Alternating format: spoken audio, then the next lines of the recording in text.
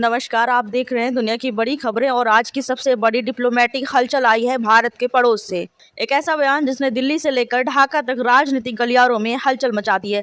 क्या बांग्लादेश में आखिरकार मान लिया है कि सीए और एनआरसी पूरी तरह भारत का अधिकार है? क्या इन मुद्दों पर कभी भारत को घेरने की कोशिश की गई? आज वही मुद्दे भारत की कूटनीति जीत बन चुके हैं और सबसे बड़ा सवाल, क्या दक्षिण एशिया की राजनीतियां पूरी तरह बदल रही है? दरअसल बांग्लादेश के गृह मंत्री सलाहुद्दीन अहमद ने एक प्रेस कॉन्फ्रेंस में साफ शब्दों में कहा कि सीए और एनआरसी भारत का आंतरिक मामला है और इसमें ढाका की कोई भूमिका नहीं है। अब सवाल उठता है, आखिर इस बयान में ऐसा क्या खास है? तो समझिए, यही वो बांग्लादेश है जहां साल 2019 में सीए और एनआरसी को लेकर बड़े विरोध प्रदर्शन हुए थे। भारत विरोधी नारे लगे, सड़कों पर हिंसा हुई और अंतर्राष्ट्रीय मंचों पर भी भारत को घेरने की कोशिश हुई। लेकिन अब अचानक यह बदलाव क्यों? क्या ढाका ने अपनी रणनीति बदल दी है या फिर भारत की बढ़ती ताकत ने पड़ोसियों को नया संदेश दे दिया है? सूत्रों की माने तो इसके पीछे 3 बड़े कारण बताए जा रहे हैं।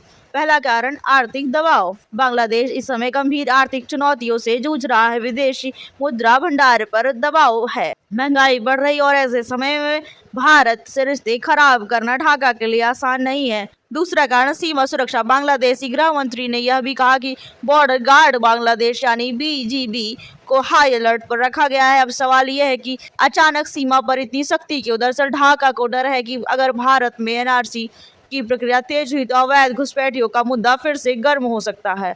तीसरा और सबसे बड़ा कारण, भारत की सख्त कूटनीति।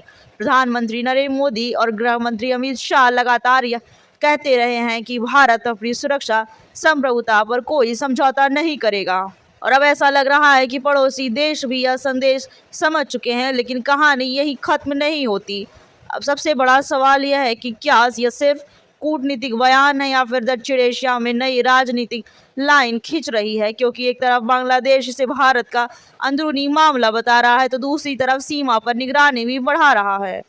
ढाका को किसी बड़े बदलाव का अंदेशा है? क्या आने वाले समय में भारत अपनी सीमा नीति और सख्त कर सकता है? और क्या इससे पूरे क्षेत्र की राजनीति पर असर पड़ेगा? इंटरनेशनल मीडिया और भारत के भीतर कई राजनीतिक वर्ग लगातार दावा करते रहे हैं कि सीए और एनआरसी से पड़ोसी देशों के साथ रिश्ते खराब होंगे, लेकिन अब जब बांग्लादेश खुद इसे भारत का अधिकार बता रहा है तो उन दावों पर भी सवाल उठने लगे हैं। विशेषज्ञ मानते हैं कि यह बयान सिर्फ एक बयान नहीं बल्कि दक्षिण एशिया की बदलती कूटनीति का संकेत हो सकता है। एक ऐसा संकेत जहां भारत की सुरक्षा नीति को अब खुले विरोध की बजाय स्वीकार किया जा रहा है। तो क्या आने वाले दिनों में भारत एनआरसी पर और बड़ा कदम उठा सकता है? क्या सीमा सुरक्षा को लेकर नई रणनीति सामने आएगी? और क्या यह पूरे क्षेत्र में नई राजनीतिक बहस शुरू करेगा? फिलहाल इतना तय है कि ढाका से आया यह बयान अब सिर्फ बांग्लादेश तक सीमित नहीं रहा, इसने पूरे दक्षिण एशिया की राजनीति में नई चर्चा छेड़ दी है। बाकी दुनिया की हर बड़ी अंतर्राष्ट्रीय खबर के लिए जुड़े रहे हमारे साथ। नमस्कार।